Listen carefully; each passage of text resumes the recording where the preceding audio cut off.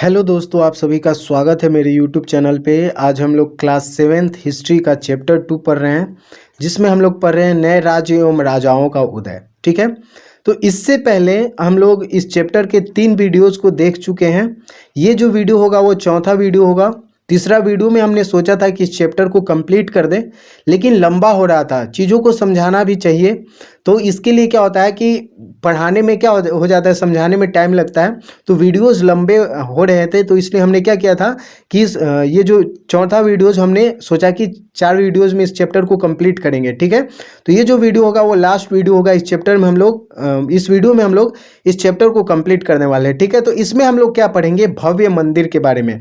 जैसा कि हमने पिछले वीडियो में पढ़ा था कि जो कोई भी राजा होता था, अपनी समृद्धिशाली राजा कितना शक्तिशाली है, वो कितना प्रभावशाली है, वो बताने के लिए क्या करता था, मंदिरों का निर्माण करवाता था। ठीक है, इससे पहले हम लोगों ने चोल शासकों के बारे में पढ़ा। चोल शासन में वहाँ की जो प्रशासनिक की स्थिति क्या थी, कौन कौन से महत्वपूर्ण राजा हुए, उनके बारे में भी हम लोगों ने पिछले जो तीसरा वीडियो था उसमें हम लोगों ने देखा था। ठीक है, तो इस वीडियो में हम लोग क्या पढ़ेंगे बच्चों, तो इसमें हम लोग पढ़ेंगे भव्य मंदिर के बारे में। ठीक है, तो देखो बच्चों क्या है कि अभी आपने, और बच्चों आगे बढ़ने से पहले एक छोटा सा रिक्वेस्ट है, अगर मेरे चैनल पे न्यू हैं, अभी तक चैनल को सब्सक्राइब नहीं किए तो प्लीज़ चैनल को सब्सक्राइब कर दीजिए, वीडियो को लाइक कर दीजिए और अपने फ्रेंड्स के साथ शेयर भी कीजिएगा। ठीक है, तो देखो क्या करा है कि अभी आपने चोल साम्राज्य एवं उसकी कुछ विशेषताओं को देखा होगा, तो हम ये मान करके चलते हैं कि आप ये जो है 1, 2 और 3 यानी कि जो तीनों वीडियोज़ जो हैं वो आपने देख लिया होगा। ठीक है, उसके बाद ये वीडियोज़ को देखिएगा तो और भी जो बातें हैं वो अच्छे से समझ में आएंगी। तो देखो क्या करा है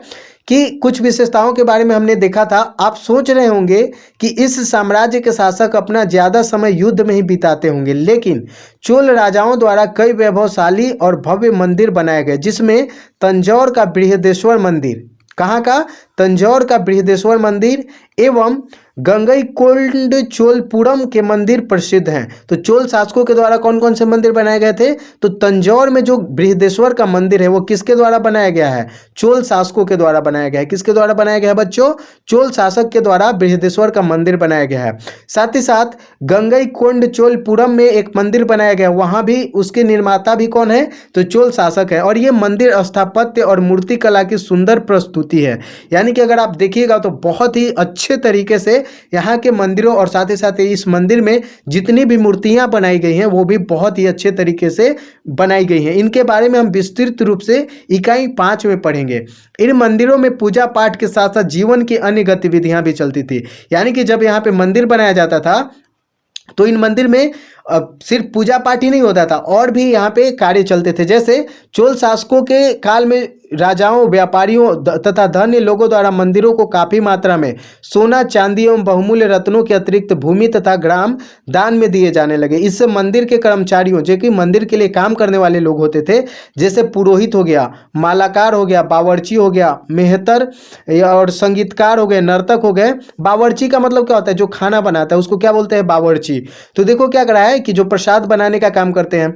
तो पुरोहित कौन हो गए, जो मंदिरों में पूजा पाठ करवाते हैं। मालाकार कौन हो गए, जो मंदिर में भगवान के श्रृंगार के लिए जो फूल ये सब तैयार करते हैं, फूल माला बनाते हैं, उनको मालाकार बोलते हैं। ठीक है, जो साफ सफाई करने वाले लोग होते थे, संगीतकार, नर्तक आदि की संख्या में पर्याप्त वृद्धि होने लगी। इन कर्मचारियों को उनकी सेवा के बदले अनाज तथा भूमि, बाद में भूमि भी दान दी जाने लगी सेवा के बदले। और मंदिरों द्वारा भूमि हस्तांतरण करने के कारण मंदिर की आर्थिक व्यवस्था में भी क्या हुआ, सामंती प्रवृत्ति का समावेश होता गया। यानी कि अब देखो ये मंदिर है, ठीक है, मंदिर के पुजारी हैं, पुजारियों को यहाँ के जो लोग हैं वो दान में दे रहे हैं, क्या दे रहे हैं, मंदिर दे रहे हैं, रुपया पैसा सोना चांदी दान में दे रहे हैं। अब यहाँ पे जो काम करने वाले लोग हैं उनको क्या मिलेगा, सोना चांदी मिलेगा, रुपया पैसा मिलेगा, उसका तो यूज करेंगे। लेकिन जो भूमि दान के रूप में मिल रहा है मंदिर को, तो ये तो डायरेक्ट पुजारी जी जो है वो खेती तो नहीं करने लगेंगे, तो ये क्या कर देंगे कि अपना जो भूमि है वो किसानों को दे देंगे, जो मजदूर जो काम करने वाला है उसको दे देंगे, और वो इस पे फसल उपजाएगा और उसके बदले इनको क्या देगा, अनाज देगा, जो कुछ भी है। तो ये जो प्रक्रिया है वो क्या कहलाता है, सामंती प्रक्रिया कहलाता है। क्या कहलाता है, सामंती प्रवृत्ति। तो सामंती प्रवृत्तियों का क्या हो गया, समावेश हो गया। और हस्तांतरित भूमि के से अतिरिक्त कर की मांग से किसानों की परेशानी बढ़ी। इसके साथ ही केंद्रीय सत्ता के कमजोर होने पर सामंती ढांचे की आर्थिक व्यवस्था और मजबूत होती गई। चोल राज्यों का मंदिर सामाजिक कार्यों का केंद्र भी था। उत्सवों और धार्मिक त्योहारों पर आसपास के क्षेत्रों के लोगों एकत्र होकर होने का स्थान मंदिर ही था। यानी कि अगर कोई भी त्योहार मनाया जाता था, आप लोग कोई भी साउथ इंडियन मूवी देखिएगा, जब साउथ इंडियन मूवी देखिएगा तो वहाँ पे आप देखिएगा कि बड़े बड़े मंदिर में क्या होता है, बड़ा बड़ा उत्सव होता है और सभी लोग, पूरे गांव के लोग क्या होते हैं, एकत्रित होकर के पूजा पाठ करते हैं, भगवान की आराधना करते हैं। अब देखो क्या हुआ कि मंदिर में ही ग्राम सभाएं तथा अपनी बैठक किया करती थी, जिसके बारे में हम लोग पढ़े थे कि क्या होता था, ग्राम में शासन व्यवस्था चलाने के लिए ग्राम सभा होती थी। तो ग्राम सभा अपनी बैठक कहाँ करती थी, तो मंदिरों में ही किया करती थी। और मंदिर के प्रांगण में विद्यालय लगता था और आमतौर पर ब्राह्मण ही पढ़ाते थे, ठीक है, बच्चों को पढ़ते और पढ़ाते थे और इन्हीं विद्यालयों में पांडुलिपियां सुरक्षित रखी जाती थी। तो ये हमने देख लिया मंदिरों के बारे में। अब हमें देखना है कृषि और सिंचाई व्यवस्था कैसी थी। तो देखो क्या करा है बच्चों की, ऐसा कहा जाता है कि चोल प्रशासन ने कृषि और सिंचाई पर समुचित ध्यान देकर अपने राज्य को समृद्ध बनाने का प्रयास किया। और उस समय दक्षिण भारत में कृषि योग्य भूमि भी पर्याप्त मात्रा में उपलब्ध थी और इसके अतिरिक्त चोल सम्राटों ने जंगलों को साफ कराकर कृषि योग्य भूमि का पर्याप्त विस्तार किया था। और उस समय दक्षिण भारत में सिंचाई के प्राकृतिक साधनों का अभाव था और इस समस्या का समाधान के लिए सिंचाई के अन्य कृत्रिम साधनों पर काफी बल दिया गया था।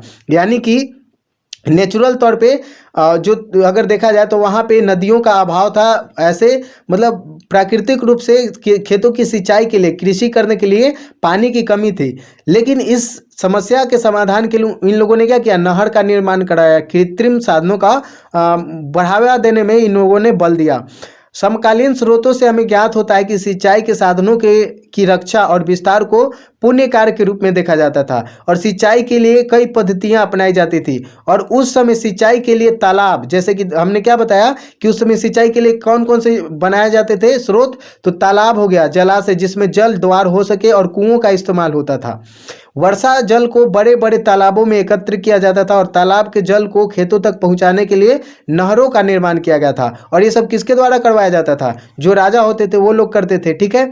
और बड़ी सिंचाई योजनाओं के लिए बांध और अनिकट भी होते थे जो राज्य के नियंत्रण में थे। अब यह अनिकट शब्द तमिल के दो शब्दों से मिल करके बना है, अर्नी अर्थात बांध और कट्टू अर्थात निर्माण। अर्निकट, अर्निकट्टू, अनिकट जो है वो दो शब्दों से मिलकर के बना है। अर्नी मतलब क्या होता है, बांध, तमिल शब्द है। तमिल भाषा में अर्नी का मतलब क्या होता है, बांध, और कट्टू का मतलब होता है निर्माण। तो अनिकट्टू का मतलब क्या हुआ कि चोल शासकों के समय कावेरी नदी पर बनाया गया महाअनिकट कावेरी नदी के पानी को सिंचाई के लिए प्रयोग में करने का प्रथम प्रयास था। तो इन लोगों ने क्या बनाया था, बांध और अनिकट भी होते थे जो राज्य के नियंत्रण में थे। अब जरा गौर करें कि सिंचाई के कार्यों में योजना की जरूरत होती है, जैसे श्रम संसाधनों को व्यवस्थित करना और इन पर ध्यान देना, और पानी की बंटवारा कैसे हो। ज़्यादातर शासकों एवं गांव में रहने वाले लोगों ने इन गतिविधियों में सक्रिय रूप से दिलचस्पी दिखाई और तालाबों की देखरेख करना ग्राम सभाओं का एक महत्वपूर्ण कार्य होता था, ठीक है। तो ये हमने देख लिया चोल वंश के बारे में कि यहाँ पे कौन कौन सी व्यवस्थाएं थी, कैसे राजा जो होते थे वो शासन करते थे। अब हमें देखना है बच्चों पाल वंश के बारे में। किसके बारे में देखना है, पाल वंश के बारे में। जैसा कि हमने पढ़ा था कि जो त्रिपक्षीय युद्ध था, क्या था, त्रिपक्षीय जो युद्ध था वो किसके बीच में हुआ था, तो ये जो त्रिपक्षीय युद्ध था वो हुआ था पाल वंश के बारे में। पाल वंश गुर्जर प्रतिहार वंश और राष्ट्रकूट वंश के साथ हुआ था। किसके किसके बीच में हुआ था, राष्ट्रकूट हो गए, पाल हो गए, पाल वंश हो गए, पाल शासक हो गए, और साथ ही साथ जो गुर्जर प्रतिहार थे इनके बीच में क्या हुआ था, ये त्रिपक्षीय युद्ध हुआ था। क्या हुआ था, इनके बीच में ये त्रिपक्षीय युद्ध हुआ था, राष्ट्रकूट, पाल वंश और गुर्जर प्रतिहार के बीच में। और किसके लिए हुआ था, तो कन्नौज पे अधिकार करने के लिए हुआ था। किसके ऊपर, कन्नौज के ऊपर अधिकार करने के लिए इन तीनों के बीच में युद्ध हुआ था, जिससे जो उत्तर भारत का स्थिति था वो कमजोर हो गया था। तो अब देखो क्या है कि जैसा कि आपने देखा कि 8वीं शताब्दी के मध्य पूर्वी भारत में बिहार एवं बंगाल में पाल वंश का उदय हुआ। और इस वंश का संस्थापक कौन था, तो गोपाल था। कौन था, तो पाल वंश का संस्थापक कौन था बच्चों, गोपाल था, जिसका चयन स्वयं वहाँ की जनता ने किया था। वहाँ के जो गोपाल से पहले के जो राजा थे वो मतलब वहाँ पे अराजकता की स्थिति थी, कानून व्यवस्था अच्छे तरीके से नहीं होता था, लूटमार भ्रष्टाचार बहुत ज़्यादा बढ़ गया था। तो वहाँ बिहार और बंगाल की जो जनता थी उसने अपना एक राजा स्वयं नियुक्त किया, जिसका क्या नाम था, गोपाल। तो गोपाल को बोला कि आप राजा बनिए, और जिसका चयन वहाँ की स्वयं जनता ने किया था। और गोपाल के बाद धर्मपाल, धर्मपाल के बाद देवपाल एवं महिपाल, अनेक ऐसे राजा हुए जिन्होंने उत्तर भारत में एक मजबूत राज्य के रूप में उभारने का प्रयास किया। और क्या करा है कि स्मरण करें कि इनमें से कई राजाओं ने त्रिपक्षीय संघर्ष में भाग लेकर इसे एक केंद्रीय सत्ता बनाने की भरपूर कोशिश की। संभवतः बिहार का मुंगेर इनकी राजधानी थी। तो जो पाल वंश था इसकी राजधानी कहाँ थी, तो इसकी राजधानी थी मुंगेर। कहाँ थी, मुंगेर। मुंगेर इसकी क्या थी, राजधानी थी। ठीक है, ये आपको पता होना चाहिए। और क्या करें यहाँ पे कि पाल शासकों का काल कला कौशल, स्थापत्य एवं शिक्षा के लिए विख्यात है। तो पाल काल में कौन कौन से क्षेत्रों में काम हुआ, तो अगर देखा जाए तो कला और कौशल के क्षेत्र में काम हुआ। स्थापत्य एवं शिक्षा के लिए ये क्या है, विख्यात है। मतलब स्थापत्य मतलब बड़े बड़े भवनों का निर्माण किया गया। और यहीं पे नालंदा विश्वविद्यालय जो आप देखते हैं उसका स्थापना कब हुआ था, इसी समय में हुआ था। और यहाँ हम उनकी मूर्ति कला एवं उनकी शिक्षा में दिए गए योगदानों की विशेष रूप से चर्चा करेंगे।